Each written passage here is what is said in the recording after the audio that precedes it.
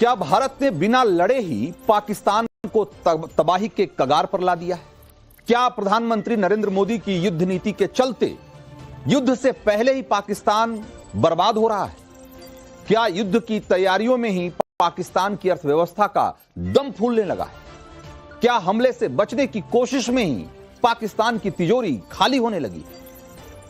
कम $250 million से ज्यादा खर्च करना पड़ रहा है। $250 मिलियन, और यह खर्च पाकिस्तान की औकात से ऊपर का मामला है। Supply line, fuel, food, logistics, सब पर पाकिस्तान को जबरदस्त खर्चा उठाना पड़ रहा है।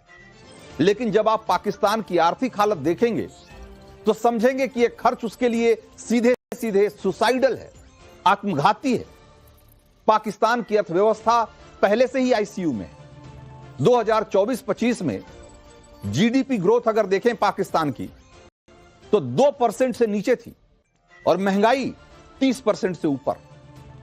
विदेशी मुद्रा का भंडार सिर्फ $8 अरब का है आज की तारीख, जो कि एक महीने से कम के इंपोर्ट के लिए भी, मतलब ये समझिए कि उससे भी कम का है।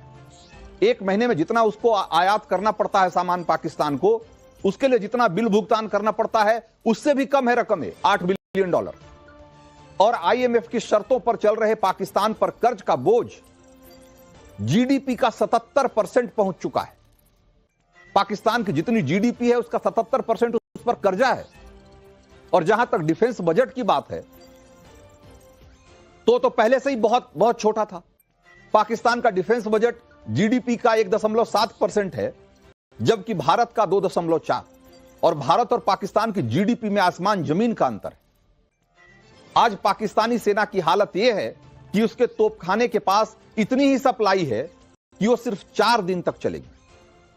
आप सोचिए, तोपखाना किसी भी फौज का सबसे महत्वपूर्ण, सबसे जरूरी अंग है, और जो कि युद्ध में उसे लंबे समय तक बनाए रखने के लिए जरूरी होता है। उसके पास 4 दिन का गोला बारूद है और पाकिस्तान भारत से जंग करना चाहता है। आज पाकिस्तान के पास सिर्फ 10 दिन की फुल स्केल वॉर की तैयारी है। अगर ऑल आउट वॉर हो जाए भारत और पाकिस्तान के बीच तो 10 दिन क्या, 1 हफ्ते भी पाकिस्तान का टिकना मुश्किल है। उससे ऊपर एक भी दिन पाकिस्तान के पास इतना साजो सामान नहीं है कि वो भारतीय फौज के सामने टिकी रह सके। तो एक तरफ पाकिस्तान युद्ध के इंतजार में पिस रहा है और दूसरी तरफ भारत ने आर्थिक नाकेबंदी करके पाकिस्तान की रीढ़ की हड्डी तोड़ दी। भारत ने सिंधु जल समझौता सस्पेंड करके पाकिस्तान की जो अर्थव्यवस्था है उसको बहुत करारी चोट दी। यानी पानी के साथ साथ वो दाने का संकट भी आने वाला है पाकिस्तान। भारत ने व्यापारिक रास्ते बंद कर दिए।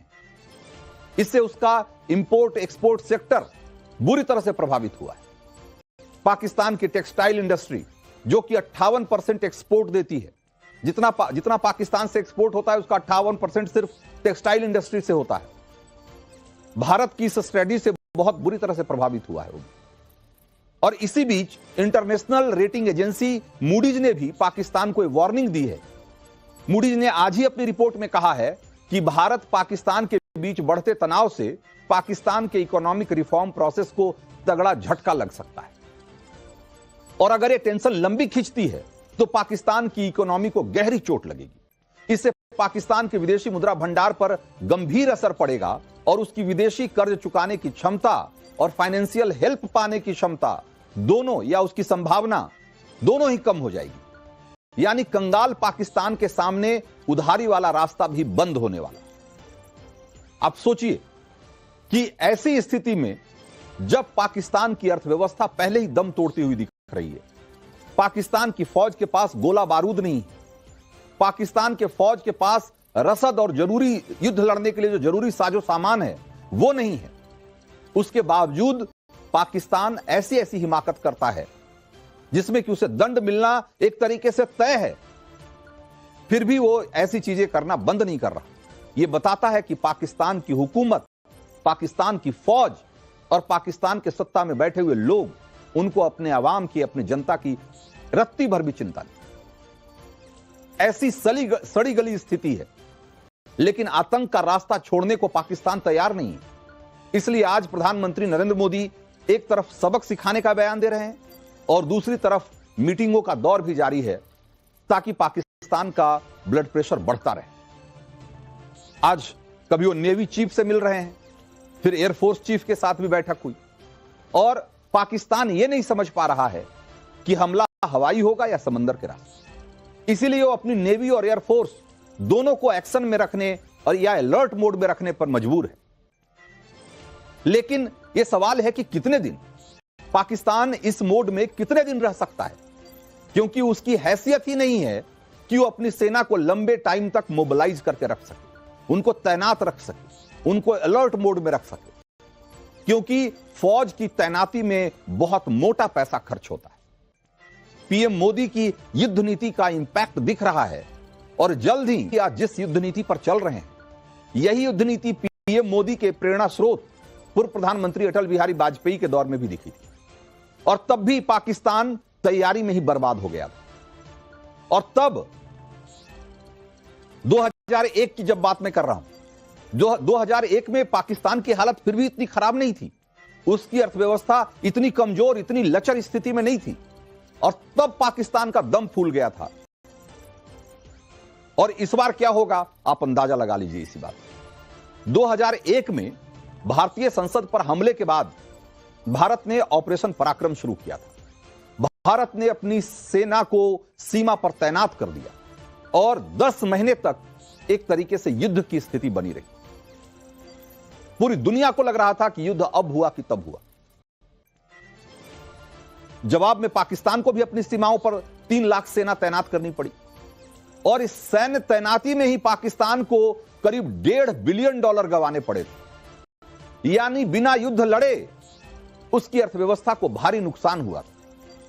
यह ठीक बात है कि पाकिस्तान के साथ साथ भारत को भी ऑपरेशन पराक्रम में पैसे खर्च करने पड़े, लेकिन भारत पाकिस्तान के मुकाबले बहुत मजबूत अर्थव्यवस्था है और भारत के लिए $1.5-2 बिलियन या $4 बिलियन, $5 बिलियन अगर सेना को मोबिलाइज करने में इतना भी खर्च हो रहा है तो भी भारत के लिए कोई बड़ी चीज नहीं है, पीनट के बराबर है भारत के लिए आज। लेकिन उस पाकिस्तान के लिए जिसका कि कुल विदेशी मुद्रा भंडार $8 बिलियन का है, अगर तो $1.5 बिलियन के बजाय उसे आज की तारीख में कम से कम 3, 3.5, $4 बिलियन खर्च करने पड़ेंगे। और जिस पाकिस्तान के पास कुल मिलाकर $8 बिलियन ही जिसके खजाने में हो, अगर $4 बिलियन उसमें से सेनाओं के मूवमेंट पे, उनकी तैनाती पे और उनको ऑपरेशनल मोड में लाने के लिए खर्च कर देने पड़े, उस पाकिस्तान खाली हो रहा है। और 1999 के कारगिल युद्ध के बाद भी पाकिस्तान की जीडीपी ग्रोथ 4.2% से घटकर 3.1% रह गई थी। स्पष्ट है कि अगर युद्ध की तैयारी में ही जिस तरह के वित्तीय संसाधनों की जरूरत होती है, जिस तरह के पीएम मोदी और पूर्व पीएम अटल बिहारी वाजपेयी की इस युद्ध नीति का आधार दरअसल भारतीयता में छिपी हुई। भारत में ऐसी युद्ध नीति पहले भी आजमाई जाती रही। चाणक्य ने अपनी नीति में कहा है कि शत्रु को उसकी कमजोरी में उलझाओ और जब वह थक जाए तब प्रहार करो। दुनिया की मशहूर युद्ध रणनीति की किताबों में भी इस बात की चर्चा है। संजू आर्ट ऑफ वॉर उनकी लिखी हुई एक किताब है, उसमें उन्होंने लिखा है कि दुश्मन को बिना लड़े थकाओ और उसकी ताकत को खत्म करो। क्वाल्सबीज उनकी किताब है ऑन वॉर, उसमें कहा गया है कि युद्ध में इंतजार एक हथियार है।